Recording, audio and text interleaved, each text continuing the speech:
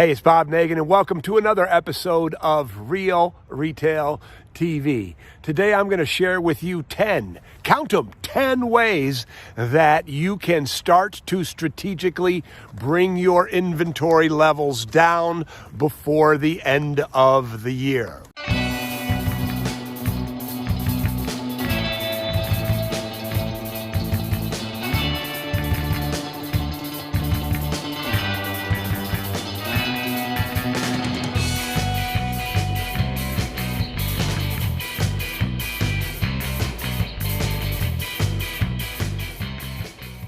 It is really important that you bring your inventory levels down as low as possible by the end of the year. One reason is you want cash. You have a lot of inventory. If you need to bring those levels down, bring them down, turn that excess inventory into cash. Cash is king, particularly during a pandemic. So now is the time to begin starting to sell down, turn that merchandise into cash. You also want to sell it now because you don't want to count it, in the beginning of the new year. Counting your inventory is a pain in the neck, but the less you have, but of course, the less you have, the easier it is to count. But perhaps the most important reason to get your inventory levels down is so that you don't have to pay taxes on that level. It used to just drive me crazy that every year I would get a tax bill from my accountant and it said I owed a lot of money on profits that I had made, but I never had any cash. And what I learned was my cash was sitting on my shelves. So you want to get that number as low as possible by the end of the year to lower your tax burden. So those are reasons to be incredibly proactive about bringing your inventory levels down right now. So now what I'm going to share with you, as promised, 10 ways to bring it down now before you even get to your store-wide clearance sale. You see, it's easier to sell it now at no discount or with a little discount, maybe 20%, than it is going to be able to sell it after the new year at 50%. So now's the time to start thinking about it. Now's the time to start doing something about it. The first 5 ways I'm going to share with you are great because you don't even have to put a discount with it. These are ways to sell down right now by being intentional, not by associating a discount with it. So the first is to put it into bundles. Put that merchandise that you're overstocked, put it into bundles.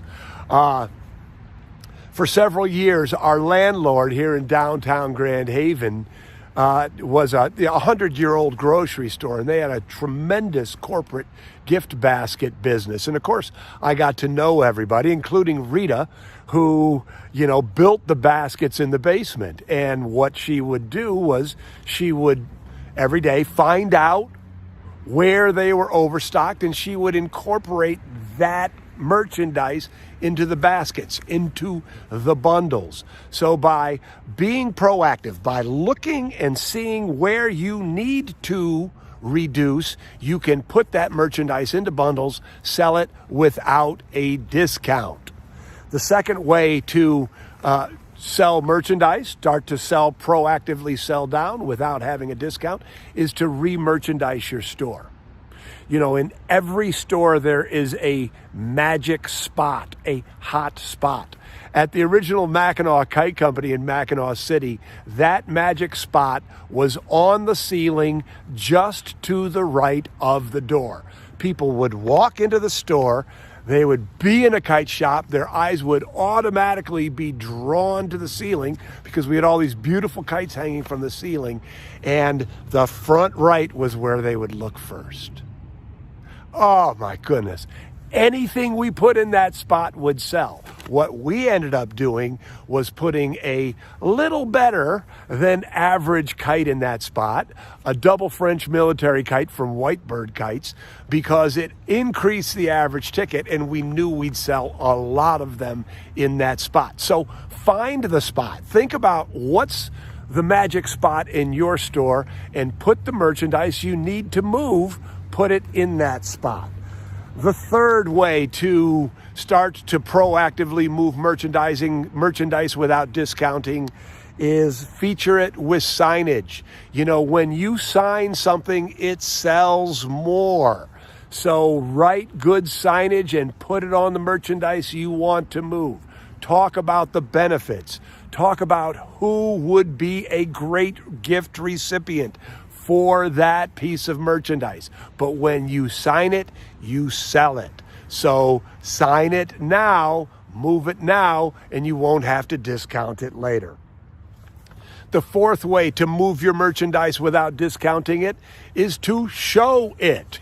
You know, again, once you start to proactively determine what needs to go, you can proactively show that merchandise. Now, of course, you always want anything you sell to be the right fit for the customer. You want it to be a perfect purchase.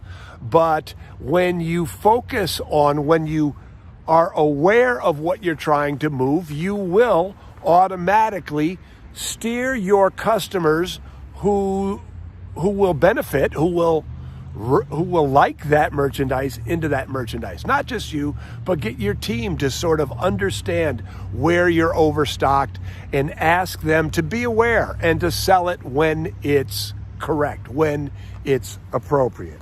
And the fifth way to sell merchandise, to sell down without discounting, is with your social selling. If you do Facebook Live or Instagram Live, feature the stuff you need to move. That's the stuff that people will buy. So when you feature that merchandise, it will sell. And, you know, again, if you're not doing social selling yet, I would encourage you to get on that bandwagon. It is part of this omni-experiential future that I've been talking about a lot.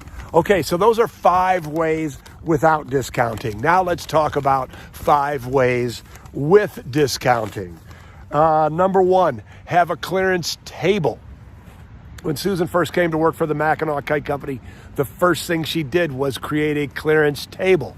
You know, Paul Erickson, I was recently on a webinar panel for an M1, Management 1 webinar, and Paul Erickson, one of the Management 1 team, was giving his presentation, and he said something that was just perfect. He said, extra inventory is like rat poison for a store, and you want to get rid of the rat poison.